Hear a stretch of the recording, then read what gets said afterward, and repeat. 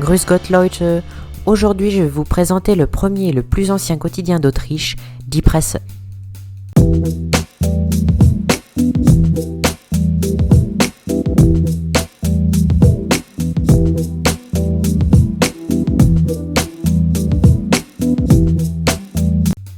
Die Presse est un quotidien autrichien de centre droit publié par Styria Medien AG. Le quotidien Die Presse fut fondé pendant la Révolution de mars de 1848 sur le modèle des journaux parisiens, par l'entrepreneur August Sang, dont la première édition paraîtra le 3 juillet de la même année. En comparaison des autres journaux fondés cette année-là, le Die Presse faisait plutôt figure de modéré, voire de conservateur. Cependant, après l'écrasement de la Révolution, le journal se positionna de plus en plus à gauche, jusqu'à ce que le gouvernement militaire de Vienne ordonne sa dissolution le 8 décembre 1849 en raison d'un contenu jugé trop favorable à l'opposition. August Sang tenta alors de redémarrer la publication depuis Brünn, où la loi martiale n'avait pas été instaurée, mais dut renoncer à cette tentative en décembre 1850. En 1851, August Sang réussit enfin, grâce à l'entreprise de relations personnelles, à obtenir une approbation officielle pour la réédition de son journal, qui parut à Vienne le 25 septembre. Malheureusement, un différend entre August Sang et l'équipe de rédaction de son journal en 1864 conduit à la démission en bloc de cette dernière, qui s'en alla fonder un autre quotidien, le Neue Freie Presse. Bien que August Sang ait réussi à former une nouvelle équipe de rédaction, Die Presse perdit rapidement de l'importance au profit de son nouveau rival et fut finalement vendu au gouvernement en 1867. Celui-ci confia la publication du quotidien à un consortium semi-indépendant jusqu'à ce qu'il soit définitivement dissous en 1896. Le quotidien, fondé par les anciens rédacteurs de Die Presse, Michael Etienne und Max Friederländer, parut pour la première fois le 1er septembre 1864 et s'imposa rapidement comme le principal quotidien d'Autriche-Hongrie, lu principalement par la bourgeoisie libérale. Ce succès est dû en grande partie aux grands auteurs qui ont collaboré à la rédaction du Neue Freie Presse, tels que Theodor Herzl, Eduard Hanslick, Hugo von Hofmannsthal, Stefan Zweig, Felix Salten ou Arthur Schnitzler. Aujourd'hui encore, Die Presse se plaît souvent à rappeler que Karl Marx lui-même a été de temps à autre correspondant à Londres pour le Neue Freie Presse, même s'il convient de préciser que cela ne durera qu'un temps et que la plupart des articles écrits par lui pour le quotidien ne furent pas retenus par la rédaction. Moritz Benedikt entra à la rédaction en 1872 et devint en 1908 le seul éditeur du Neue Freie Presse. Son influence sur la politique autrichienne fut immense.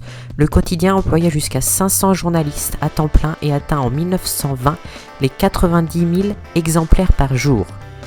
Après l'invasion de l'Autriche par les troupes allemandes et le rattachement l'Anschluss de celle-ci au Reich le 12 mars 1938, le Neue Freie Presse fusionna avec le populaire Neuen Wiener Journal pour former le Neues Wiener Tageblatt. Après la Seconde Guerre mondiale, Ernst Molden fonda l'actuelle Die Presse dans la pure tradition de l'ancien Neue Freie Presse. Die Presse fut ainsi le premier quotidien indépendant de la Seconde République d'Autriche. Ernst Molden dut surmonter de nombreuses difficultés pour le lancement de son journal. Les archives du précédent journal avaient été détruites, les presses transportées par les nazis en Silésie et les droits sur le titre appartiennent à un éditeur nazi de Berlin. La première édition parut toutefois le 26 janvier 1946. En raison du manque de papier, le journal ne fut publié au départ qu'une fois par semaine, le jeudi. À partir du 29 octobre 1948, le journal parut quotidiennement, ce qui provoqua d'abord un effondrement des ventes et du nombre d'abonnements, qui plongea Die Presse dans une grave crise financière. Fritz Molden, fils du fondateur, réussit à obtenir en 1950 un crédit de plus de 2 millions de shillings à New York et sauva ainsi le quotidien de la faillite.